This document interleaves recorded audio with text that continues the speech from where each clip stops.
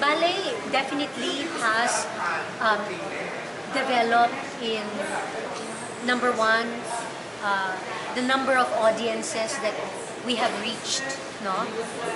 Kasi nga, bringing the ballet to non-traditional venues, making Filipino stories into ballets, producing ballet and ballads, Circus de Ballet, tatlong kwento ni Lola Basyang, tatlo pang kwento ni Lola Basyang, Alamat, Sisibol at Sigunang, dancing to OPM, you know, it's all really developed more audiences for ballet. You know, meron akong mga nanay at kahit mga lola at lolo na lumalapit sa akin, sinasabi nila, napanood ka namin nung bata pa kami and ngayon ito na yung anak ko.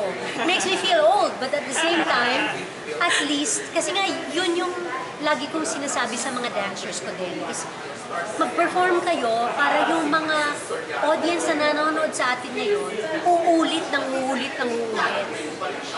That's the way we build our audience. So yun, so nung sinasabi nila, napanood ka namin noon, tapos ito na yung mga anak ko, dinadala namin ngayon sa ballet, talagang nakakataba ng puso kasi sabi ko, ay, nagawa ko talaga yung plano kong gawin 20 years ago. And yeah, and you know, since then, Ballet Manila from 12, it's now 52 dancers.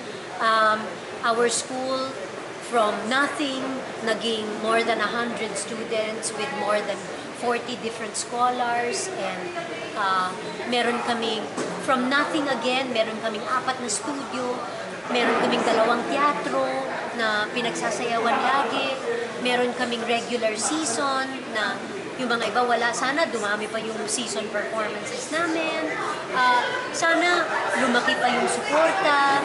Sana may suporta from the government. You know, maraming sana. But at the same time, marami na rin nagawa. So talagang, ang sarap. Ang sarap talaga. You know, Ballet Manila's reality for me is like my reality. When I was 14 years old, and sabi ko, gusto kong maging isang classical ballerina.